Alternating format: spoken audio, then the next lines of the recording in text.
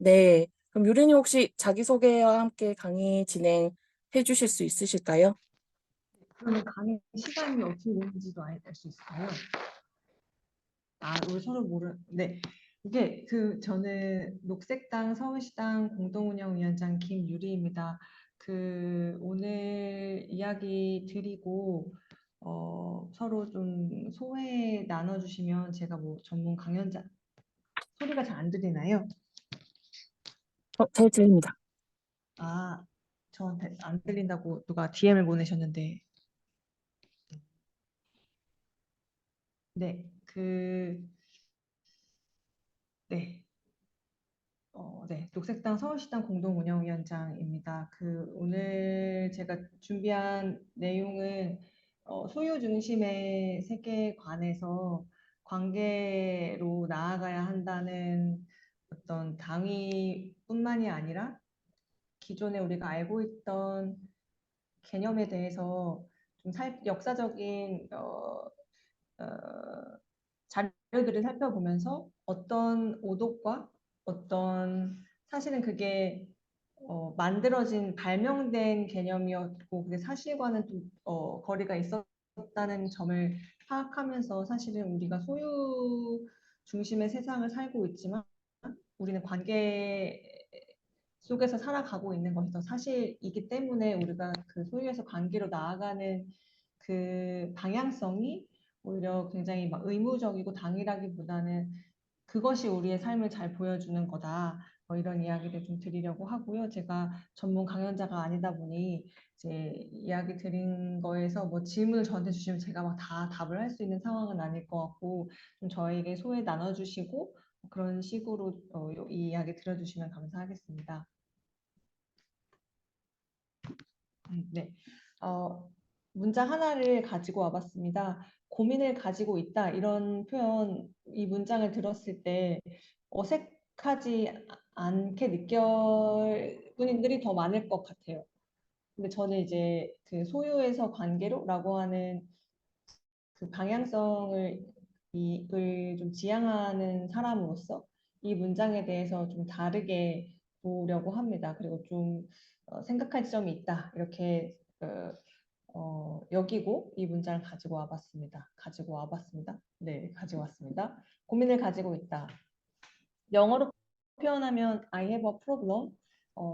나는 죄송하지만 슬라이드가 안 넘어갔습니다. 저는 넘어가고 있는데 무슨 일일까요? 아마 화면 재공유를 해주셔야 될 거예요. 화면 재공유요? 다시 한번 공유를 하면은 한번 그리고 마이크가 껐다가 조금 먼 느낌이 있거든요. 조금만 가까이 오케이. 해주세요. 네, 알겠습니다. 음,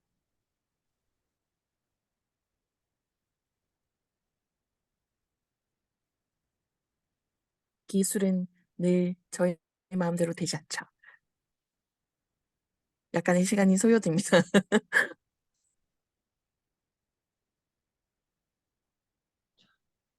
공유해 주시면서 전체 화면으로도 부탁드려요. 제가 아까 전체 화면이 안 됐나요? 이게 기기가 반응이 느리더라고요. 넘어갔나요? 슬프게도 되지 않았습니다. 저는 화면 공유 중입니다. 이렇게 뜨는데 왜 그럴까? 한 번에 한창, 네, 이거 아니고. 화면 나오는데요? 고민을 가지고 있다. 이 문장, 이 글씨 보이시나요? 안 보여요.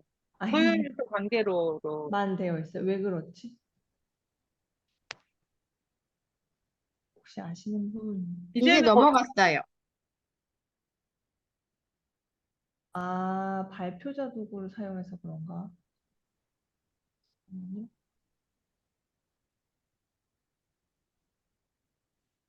음,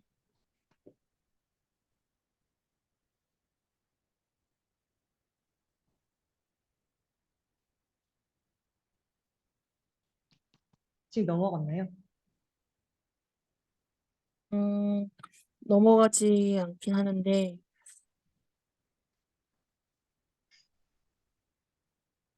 지금 됐습니다.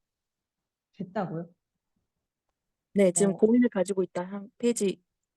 아, 그래요? 지금 그러면은 저는 사실 그 슬라이드 개요가 다 보이는데 전체 화면으로 보이시는 거예요? 개요까지 다 보이기는 하는데, 아, 근데 이렇게 하는 게 낫겠는 거네요. 그죠? 네, 안 될 것 전체 같아요. 화면으로 하면 안 넘어가는 거죠. 네, 그런 것 같아요. 오케이, 오케이. 네, 고민을 가지고 있다. 영어로 하면 I have a problem일 텐데요.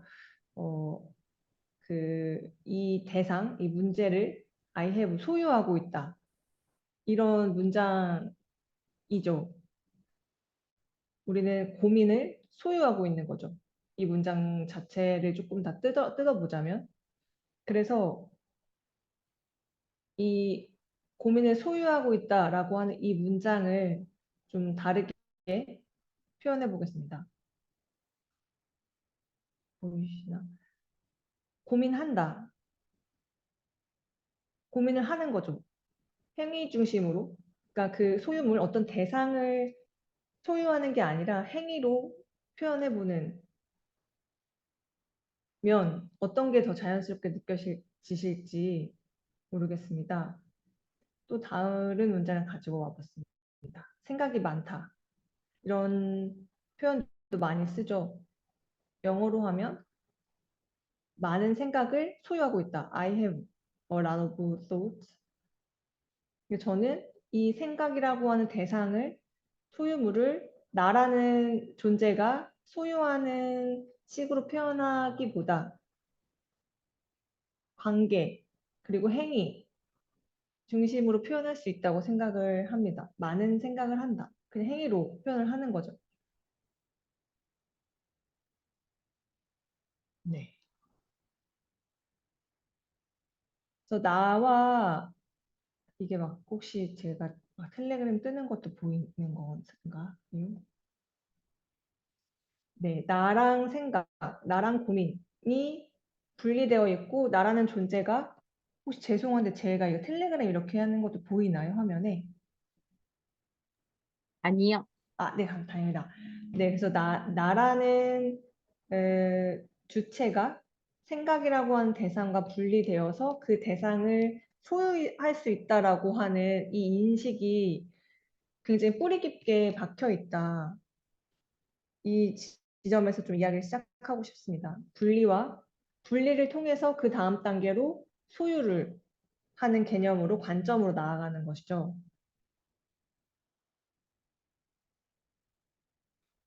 이게 실제로 내가 생각이나 고민을 소유하고 있나요? 재산으로서 이것을 갖고 있는 소유주로 나를 인식하나요? 사실 그렇지 않은데도 이 언어 관습이 자리 잡는다는 것은 굉장한 힘이 있어서 계속 우리가 어떤 행위자로서 내가 생각을 하는 거에 대해서 연결감을 갖는 게 아니라, 연결감을 인식하는 게 아니라 어떤 생각이나 이런 것들이 굉장히 분리되어 있고 이것을 소유할 수 있다라고 하는 어, 고정관념을 무의식적으로 갖게 하는 이 습관이 바로 이런 언어 관습인 것 같습니다.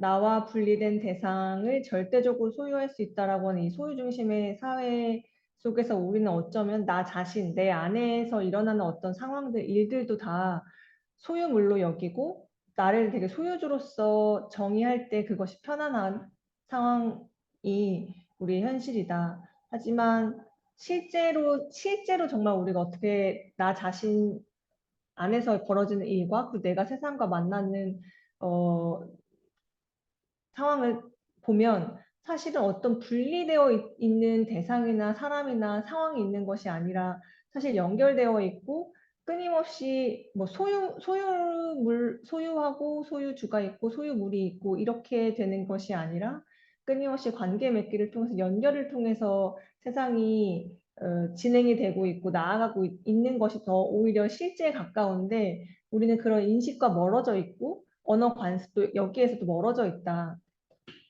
는 것이 우리의 이야기의 시작점이 될 수 있을 것 같습니다. 네, 기후위기를 제가 이제 뭐 또 갑작스러울 수도 있지만 이 나 자신에 대한 이 인식 그리고 내가 세상을 바라보는 인식에서 이 소유 관점이 굉장히 뿌리 깊게 자리 잡고 있다는 말씀을 드렸는데 기후위기라고 하는 이 현실도 보면 인간과 자연이 분리되어 있다고 착각하고 이 자연을 인간이 소유한다라고 주장하면서 실제로는 그게 아닌데 그런 착각 속에서 어, 굉장히 아무렇지도 않게 파괴한 역사 속에서 기후위기가 왔고 이 관점, 그러니까 인간과 자연이 분리되어 있지 않고 관계 맺고 있고 결국에는 총체적으로 보면 어, 인간이 자연을 소유할 때 얻는 이득보다는 관계 맺기 할 때 더 지속 가능하고 이 세상이 더 나아질 수 있다라고 하는 인식이 어, 우리가 지향해야 되는 지점인데 그것을 보지 못하고 굉장히 단기적으로 인간과 자연의 분리 인식 속에서 기후 위기를 맞이한 것 같습니다. 네, 본격적으로 개념의 역사들을 좀 살펴보려고 하는데요. 고대 로마로부터 시작되는 이 소유권, 소유 개념을 살펴보고 거기에서부터 시작된 우리의 오해들, 우리가 어떤 재산들을 배타적으로 소유할 수 있고 그 소유의 주장이 합리적인 설명이다 라고 오해하게 되는 지점을 좀 살펴보겠습니다. 그리고 그 고대 로마법에서의 재산권이 근대로 이어졌던 역사, 그래서 또 어떤 양상으로 이 비슷한 지점이 이어지고 있는지, 그리고 또 약간의 차이점이 있는데 그 차이점 무엇인지 살펴보고, 또 에리 프롬이라고 하는 사회심리학자가 역시 이 아까 제가 처음에 서두에 말씀드렸던 어떤 언어 관습을 통해서도 우리가 소유 인식이 얼마나 강하게 자리 잡고 있는지 비슷한 이야기를 해주셔서 그 에리 프롬의 소유론, 관계론, 소유론이 넘어서 관계론으로 어떻게 나아가야 되는지 이런 이야기를 좀 살펴보고 또 그 다음에 이제 한국으로 넘어와서 한국의 동학 사상에서 그러니까 경물 사상, 그 모든 만물을 공경하는 이런 경물 사상을 통해서 그 한국 사회, 한국의 역사 속에서도 우리는 이 소유의 관점이 아니라 관계의 인식으로 나아갈 수 있는 어, 우리에게는 그런 이야기가 있고 그 이야기가 무엇인지 좀 같이 살펴보고자 합니다. 네, 고대 로마의 재산권을 살펴보겠습니다. 그 요즘은 조금 또 사그라든 것 같기는 한데 미니멀리즘이라고 하는 말이 대중 매체에서 굉장히 많이 등장을 해서 과잉 소비 시대인데 미니멀리즘을 추구하는 사람들의 등장이 대중에게도 좀 전파가 돼서 우리가 그러면 정말 이제 미니멀리즘으로 단순한 삶으로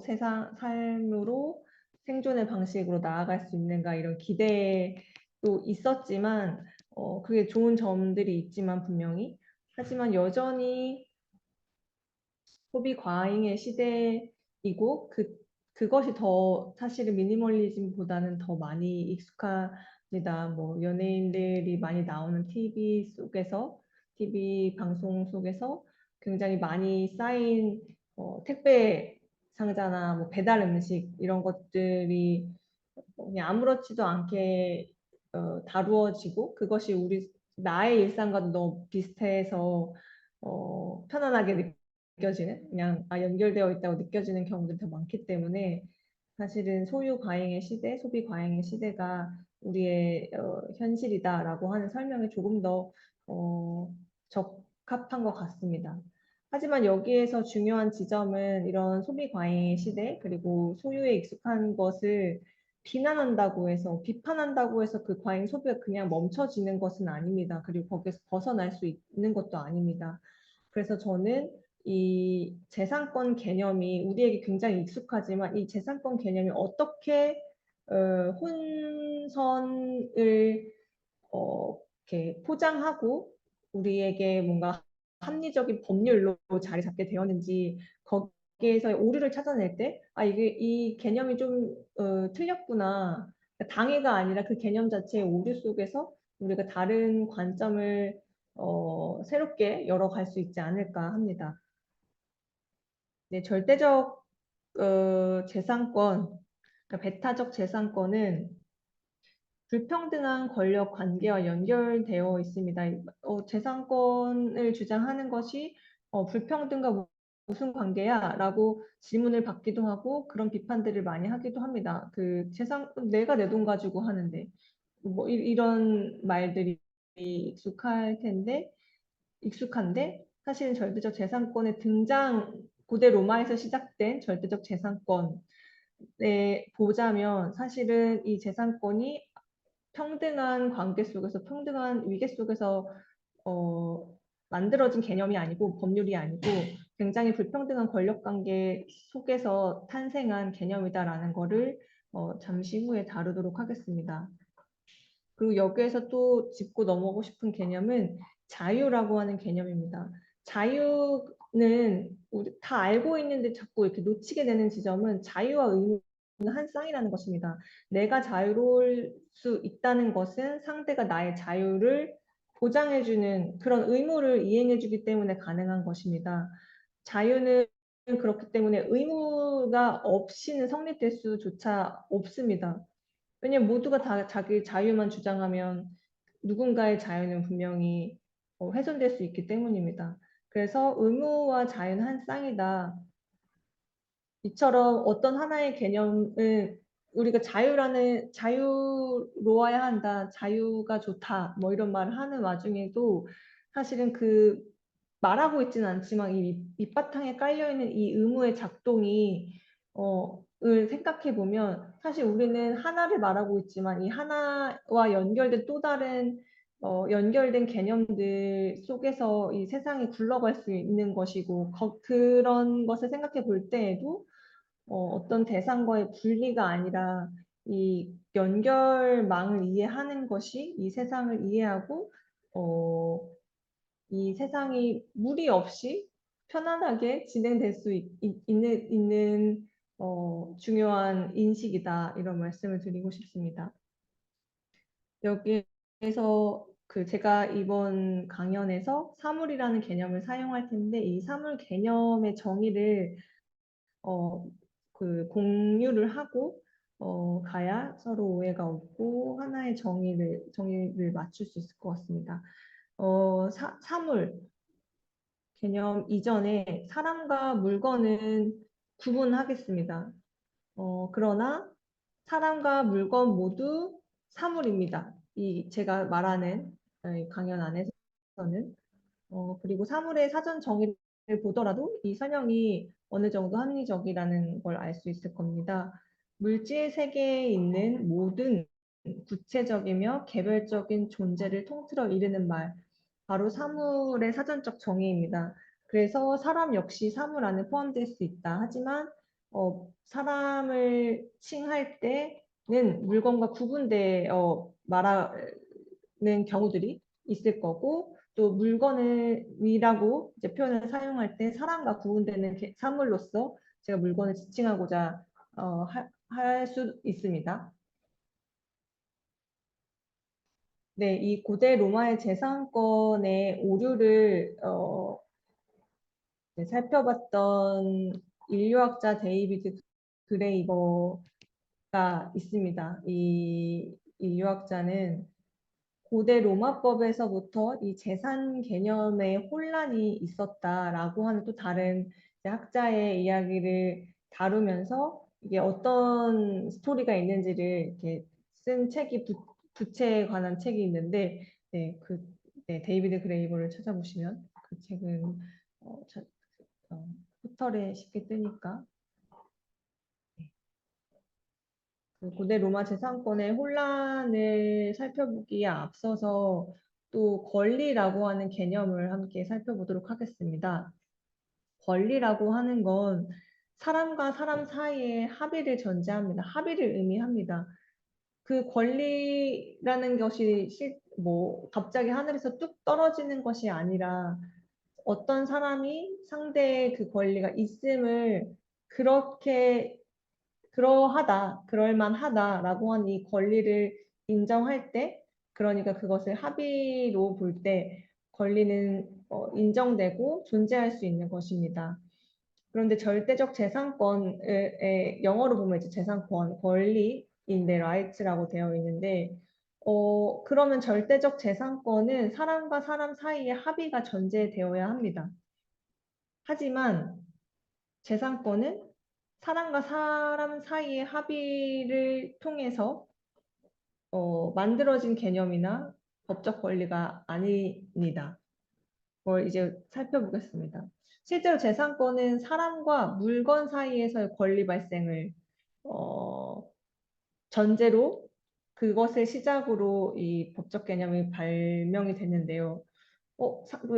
왜냐, 이게 왜 문제가 되냐면 합의라고 하는 것은 사람들이 대화가 되고 합의가 되고 뭐 이런 과정이 필요한 건데 사람과 물건 사이에서 배타적인 재산 권리가 어떻게 만들어질 수 있는지 그것이 형성될 수 있는지 그 혼란이 있는데 이 혼란의 시작은 바로 고대 로마의 전쟁과 전쟁 이후에 이 폭력의 연장선상에 있었던 노예 제도를 통해서 이 사람과 물건 사이의 권리 발생의 합리성의 주장이 시작됩니다. 노예를 소유하는 주인들은 이 노예 소유가 정당하다, 합리적이다라고 하는 주장의 근거를 노예 스스로 자기가 자신의 자유를 양도했다라고 하는 논리를 구축합니다.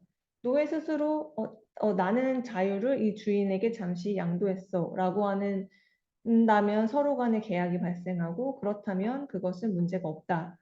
하지만 여기서 또 중요한 지점은 바로 이 노예의 탄생과 노예를 소유한 이 사건은 사실 불평등한 전제를 깔고 있죠. 폭력의 역사, 전쟁이라고 하는 사건 속에서 이 불평등한 권력 관계가 있는데 이 불평등한 권력 관계를 인식하지 못하고 노예가 자유를 양도했다라고 하는 것으로 합리화할 수는 없는 것이죠.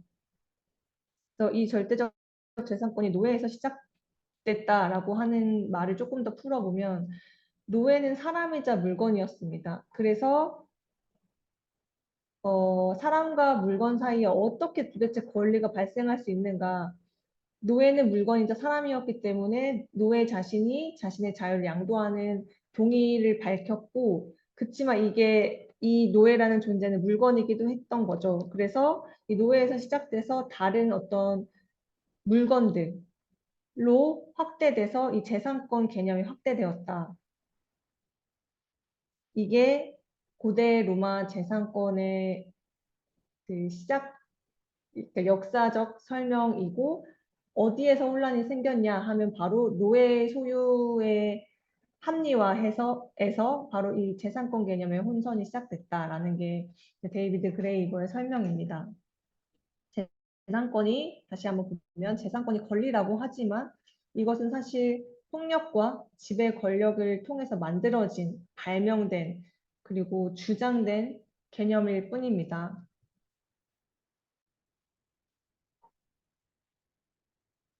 네, 그 재산권의 영어로 property right인데 이게 정말 right냐, 권리냐, 이 사람이 마땅히 내가 이 물건에 대해서 나의 권리가 있어라고 주장이 가능하려면 사람들 사이에 합의가 필요한데 합의 없이 내가 그 물건과 사이에서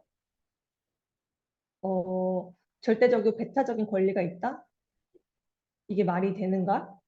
를 이제 데이비드 그레이번 지적을 한 거고 사실은 더 핵심은 그 이전에 전쟁이라고 하는 폭력적인 사건과 또 그 전쟁으로 인해서 발생한 그 위계 관계 속에서 지배 권력이 생기고 그 지배 권력을 가진 그 지배 권력을 사용하는 소유주가 노예를 권력을 통해서 소유하면서 발명한 개념이 바로 재산권이다. 그러니까 이것은 권리가 아니라 사실은 지배 권력의 문제다.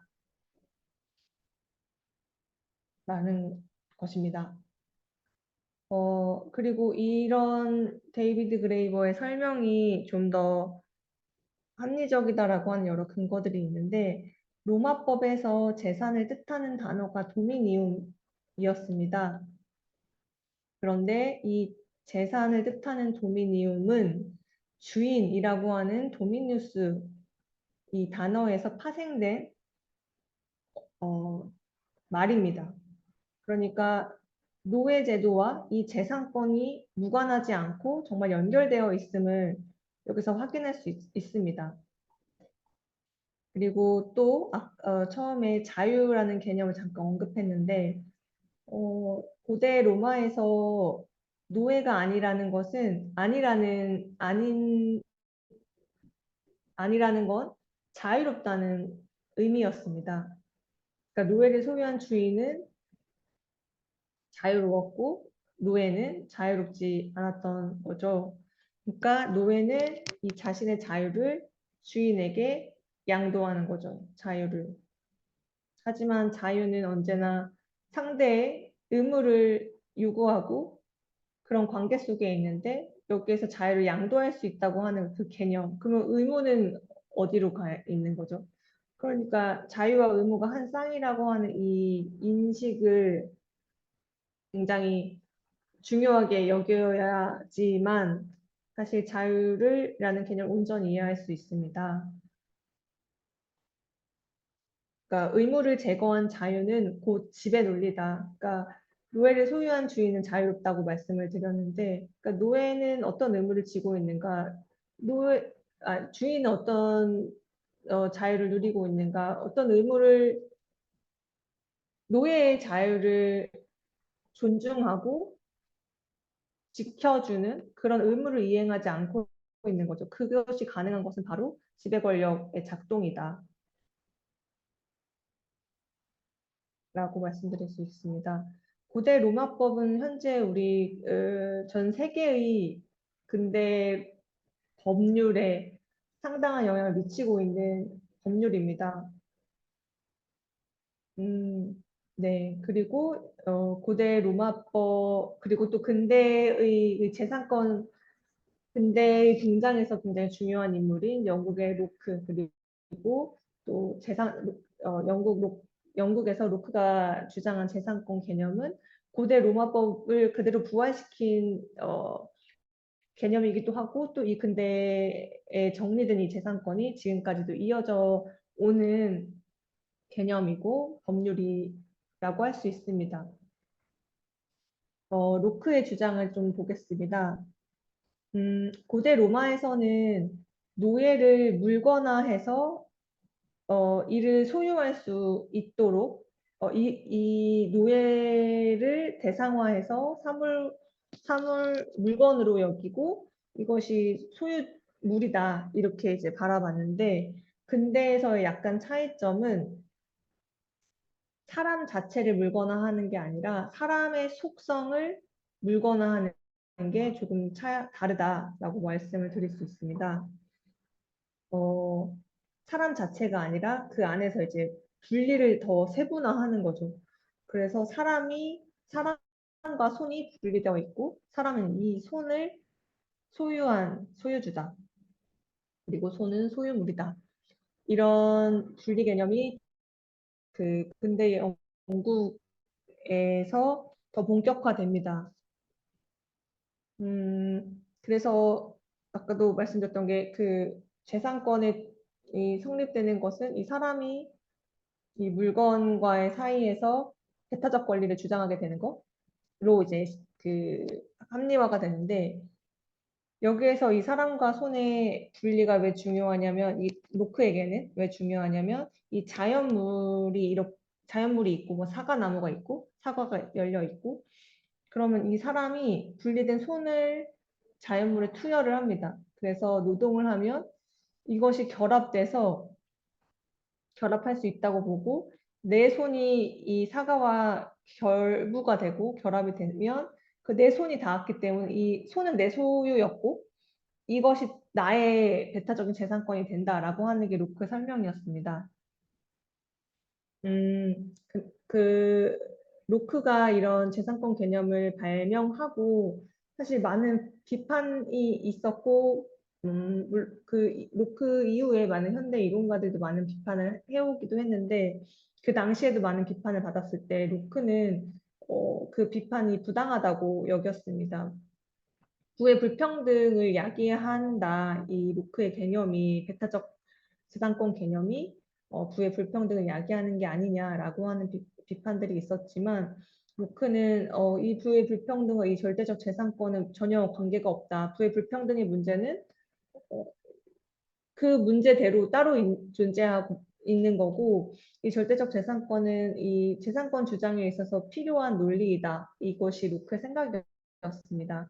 하지만 그 고대 로마에서 살펴봤던 것처럼 노예가 자신의 자유를 양도하는 게 무슨 문제냐라고 이야기하는 것은 더 이전에 그리고 더 근본적인 문제를 간과하는 게 있습니다. 네. 그런데 그러니까 고대 로마와 근대 영국에서의 그 사람을 물거나 하고 혹은 사람의 속성을 물거나 하는 거는 약간의 차이는 있지만 어쨌든 분리와 물거나 라는 지점에서는 비슷한 게 있고 또 있습니다. 그런데 약간의 차이는 이제 근대가 됐기 때문이라고 해야 할까요? 로크는 고대 로마에서와는 달리 노예 제도를 반대했습니다.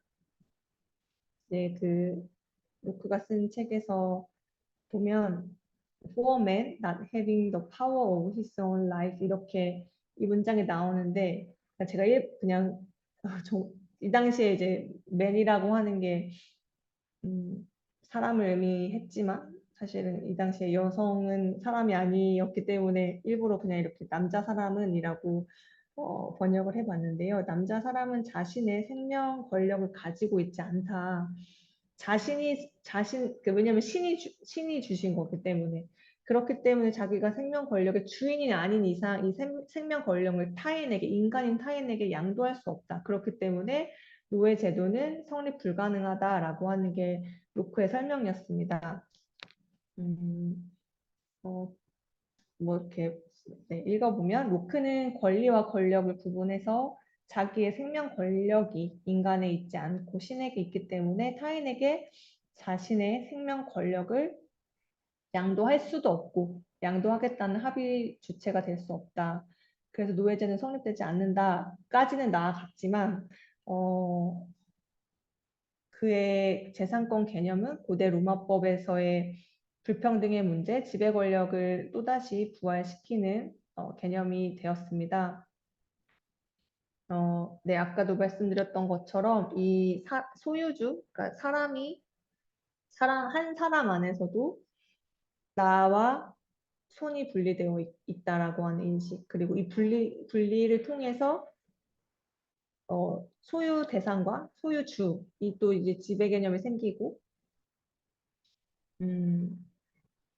이것이 고대 로마법과 굉장히 유사해 보이는 지점이 있습니다. 그러니까 로크는 자기가 자신이 불평등을 이렇게 만들어내는 개념을 발명하지 않았다라고 변론을 했는데 왜 그랬냐 하면 로크는 불필요한 과도한 낙관이 있었던 것 같습니다. 사람들은 누구나 필요 이상의 부를 차지하려고 하지 않는다. 그래서 자신이 사용할 수 없는 어떤 그 이상의 재산이나 소유물을 원하지 않을 거다. 그래서 그런 불평등의 문제는 만들어지지 않을 거다. 라고 변론을 했습니다. 하지만 이 배타적 재산권은 그러니까 분리된 개념 속에서 내가 그냥 이 물건과 내 손이 이 사과와 만나면 배타적 재산권이 생기는데 부의 축적을 원하는 사람들은 그것을 더 많이 행할 것이고 그것은 그의 자유라고 주장하면 의무는 어느 정도만 소유의 제한이 있을 수 있다라고 하는, 그리고 그런 제한을 지켜야 된다라고 하는 의무를 제하기 때문에 결국에는 누군가는 부의 축적을 굉장히 많이 할 수 있고, 또 그것이 부당하다 혹은 부당하다고 비판할 수도 없고 그것을 애초에 막을 수도 없는 게 바로 배타적 재산권 개념입니다.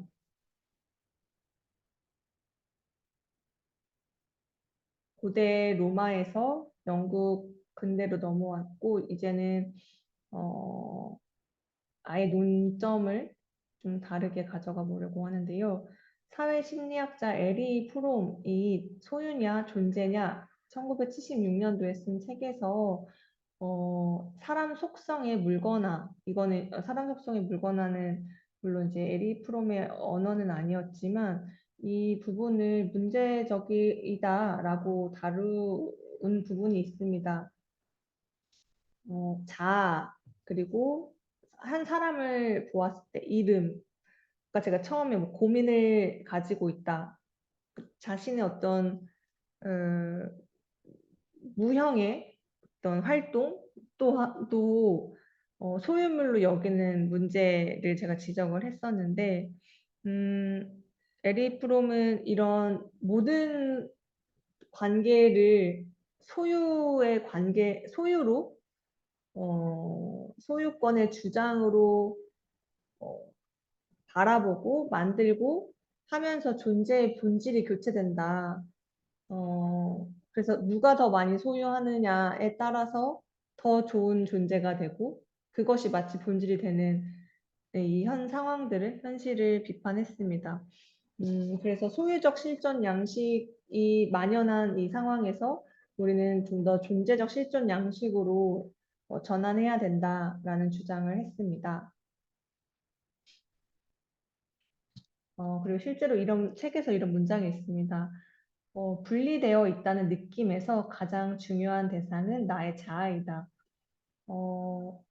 그러니까 돈, 세상에서 그 공장에서 생산된 어떤 인공물들을 소유하는 것을 비판하고 뭐 이러기에 앞서 사실은 나 자신조차도 소유물로 여기는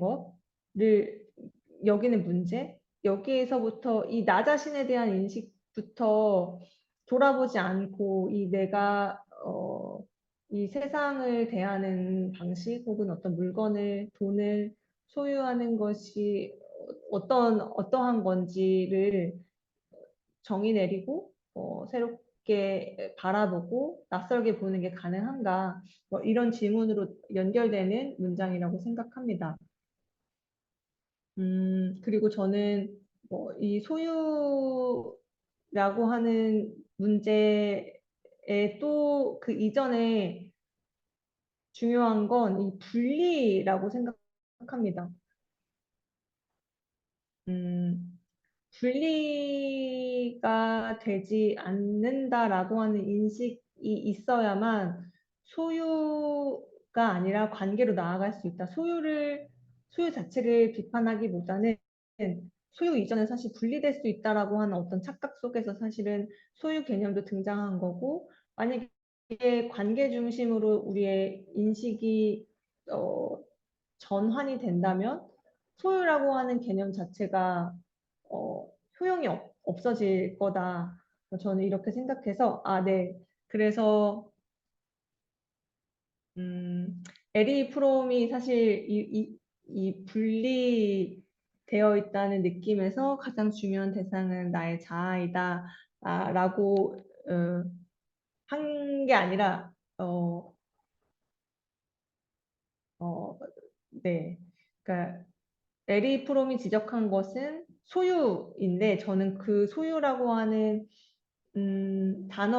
분리라는 단어로 대체를 해도 이해가 가능하고, 어쩌면 소유 이전의 분리 관점이 더 중요한 근본적인 문제점이 아닌가라는 거를 말씀드리고 싶어서,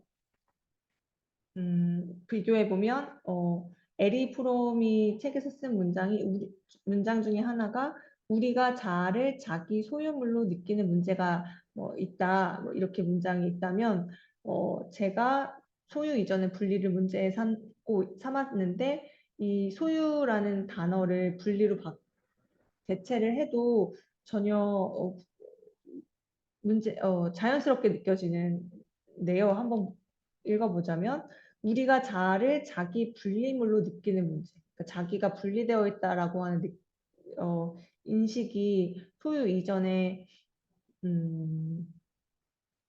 갖게 되는 전제이고, 이 중요한 전제를 어, 다르게 바라봐야 하지 않을까 하는 게 제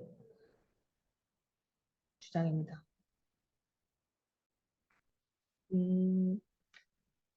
실제로 삶은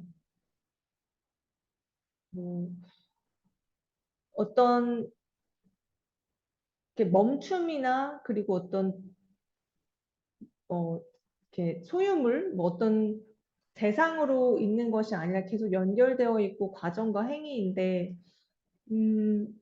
소유 관점에서는 혹은 분리 관점에서는 삶 자체가 다 떼어져 있고 서로 따로 떨어져 있고 그때그때 이 기억도 소유할 수 있다고 여기게 되는 게 있는 것 같습니다.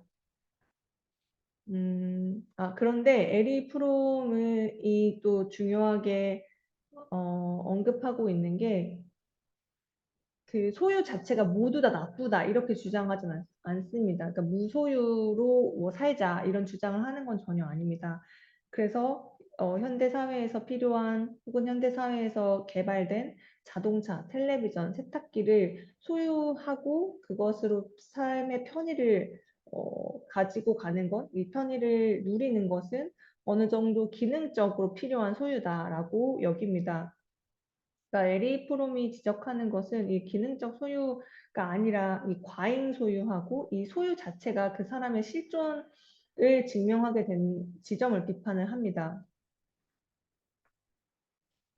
그런데 저는 좀 여기서 또 한번 짚고 넘어갔으면 한다고 말씀드리고 싶은 건 이 자동차, 텔레비전, 세탁기가 물론 없는 사람보다 있는 사람이 더 많을 텐데 이것이 기능적 소유로 필요하다는 것을 인정함에도 불구하고 하지만 이 대상들, 이 소유물 역시 관계 속에서 생산되는 물건들이고 이 물건들은 사실 사회, 경제, 정치 구조 안에서 생산되는 물건들이기 때문에 완전히 분리된 어떤 분리물이 아니라 관계되어 있는 이 역시 관계되어 있는 것들이다. 그래서 기능적 소유는 인정, 뭐 이렇게 해서 뭐 이거는 그냥 넘어가자. 기능적 소유는 필요하니까 이렇게가 아니라 우리 어떤 상황에서도 분리되어 있는 것은 없고 이 분리 관점에서 벗어나서 총체적인 관점, 그러니까 서로 연결되어 있음을, 이 관계되어 있음을 인식하는 것이 중요하고 그것은 실제와는 다른 어떤 인식의 차원이 아니라 실제 세계가 이 관계 속에서 이루어져 있음을 인지하는 것이고 수용하는 거다. 이런 말씀 드리고 싶습니다. 그리고 마지막으로는 동학사상에서 이제 자유 혹은 자유라는 개념이 실제로 등장하지는 않지만 자유와 함께 의무가 왜 중요한지를 동학 사상이 잘 설명해주고 있는 것 같아서 이런 동학의 관점, 그러니까 동학에서 말하는 경물 사상을 통해서 우리가 세상을 바라보고 세상을 대하고 그러면 어떨까 하는 제안에서 마지막으로 어떤 대안으로서 이 동학 사상을 좀 불러왔습니다.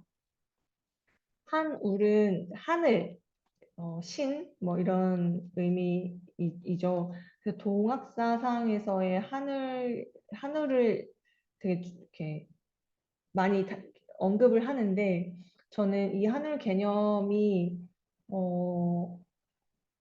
서구에서 자유의 강조를 많이 했다면 이 동학 사상에서 보면 의무를 설명함으로써 의무를 강조함으로써 어떻게 자유가 뒤따라 나오는지를 잘 보여주는 것 같습니다. 그래서 모든 사물을 공경하는 이 경물 사상은 조금 더 풀면 이제 하늘이 신이고 신인데, 그러니까 경물 사상은 만물이 하늘이다라고 하는 인식을 깔고 있습니다. 근데 여기서 제가 정말이라고 물음표 느낌표를 단 거는 정말 만물이 하늘이냐는 거죠. 그러니까 만물이 하늘인 건 뭐 아니죠. 여기서 중요한 건 만물을 하늘처럼 대하는 거, 그런 의무를 중요하게 여기는 거, 받아들이는 거, 그렇게 행하는 거가 매우 중요하다는 거죠. 그렇게 만물을 하늘처럼 대할 때 불평등이 사라지고, 불평등이 사라질 때 우리가 모두가 누구도 소외 없이 자유로울 수 있다는 거죠. 그래서 이 의무를 통해서 자유를 불러오는 게 굉장히 동학 사상에서는 중요한 흐름이다라고 저는 생각을 했습니다. 자유를 강조하면서 의무를 삭제하고 불평등한 권력 관계를 관과하고 지배 권력을 용인하는 이 자유 사상이 아니라 의무를 통해서 불러오는 이 자유 개념이 굉장히 저는 소중한 한국에 있는 사상이다, 역사다 이렇게 생각을 합니다. 네, 네, 이천식천이라는 말도 뭐 먹는 것, 이 음식 또한 이제 하늘이다. 이렇게 정말 동학 사상에서 모든 정말 만물, 모든 존재, 모든 사물이 다 하늘이라고 여겼기 때문에 이천식천이라는 말도 있었는데, 이것이야말로 연결 관점의 끝판왕이다. 모든 게 다 하늘이면 나도 하늘이고 이 음식도 하늘이고, 그럼 우리가 다 비슷하고 연결되어 있고, 이것을 잘 그 연결만 설명해 주는 것이 아니라 하늘로서 우리는 다 굉장히 고귀한 존재고, 그렇기 때문에 서로 존중하는 태도로 대하고, 그럴 때 우리가 정말 자유를 이렇게 누릴 수 있다. 불평등을 타파하고 모든 차별을 타파하는 사상이 바로 이천식천의 사상이고 경물 사상이고, 그 바로 동학 사상이다 라고 말씀드릴 수 있겠습니다. 네, 뭐 이런 이제 문자들이 많이 나오는데, 실제로 동학 사상에서는 남녀 차별도 없었다 이렇게 말합니다. 그래서 조선시대는 남존 여비 사상이 굉장히 뿌리 깊게 있었다, 뭐 이런 얘기가 그렇다고 하지만 동학의 에서는 따로 밥상을 차렸던 며느리도 같이 불러 앉아서 우리는 모두 하늘인데 이렇게 분리될 필요가 없다, 뭐 이런 이야기들도 전해옵니다. 네, 그래서 마지막 슬라이드입니다. 저는 그냥 만물이 존귀하고 정말 만물이 하늘이다라는 거는 뭐랄까요? 지향하는 당위인 것 같고, 그걸 지향해야 되는데 왜 그럼 그걸 지향을 해야 되는가라고 하는 설명이 굉장히 중요할 텐데, 우리가 그렇게 서로 존귀하다고 여기고 서로를 그렇게 대해야만 결과적으로 우리는 모두 자유롭고 평등하게 서로 불평등이 없이 지배 권력이 없이 자유롭게 살 수 있다라고 하는 거를 생각한다면, 우리는 만물이 존귀하다는 말이 그냥 따라야 되는 어떤 말이라기보다는 이것이 주는 이론을 잘 이해하고 행할 수 있다, 이런 생각이 듭니다. 저의 강연은 여기까지입니다. 아, 네, 감사합니다. 네, 긴 시간 유리님께서 강의를 해주셨는데, 일단 저희가 10분 정도 쉰 후에 각자 조금 생각을 정리하고 그 정리된 내용을 바탕으로 조금 이야기를 나눠보는 시간을 가지려고 하는데요. 유리님께서 굉장히 사실 다양한 이야기를 나눠주셨어요. 이제 소유와 관계에 대한 이야기도 해주셨고, 그리고 죄송합니다. 자유와 지금 노트북이 움직여서 네, 자유와 의무에 대한 이야기도 함께 나눠주셨습니다. 그래서 그 동양과 서양이라고 하는 이제 편의상 일단 두 공간을 나눠서 일단은 이야기를 하자면 그 두 공간에서는 어떻게 역사적 맥락 안에서 이야기가 전해져 왔는지에 대한 이야기를 바탕으로 그럼 우리는 어떻게 다시 이제 책임 주체와 실행 주체를 동일시해서 관계를 이해할지에 대한 이야기를 많이 나눠주셨습니다. 그래서 많은 분들께서 다양한 생각이 드셨을 텐데 그 생각을 조금 정리하는 시간을 10분 가지고 저희 10분 후면 8시 15분인데 승준님 혹시 말씀하시고 싶으신 내용이 있으실까요? 아니요, 그냥 화면만 킨 겁니다. 늦게 들어와서. 네. 화면이 3명밖에 없다 보니까 이게 손동작이 많이 눈이 들어와서 네. 그래서 8시 15분에 저희 다시 뵙도록 하겠습니다. 네. 곧 뵈어요.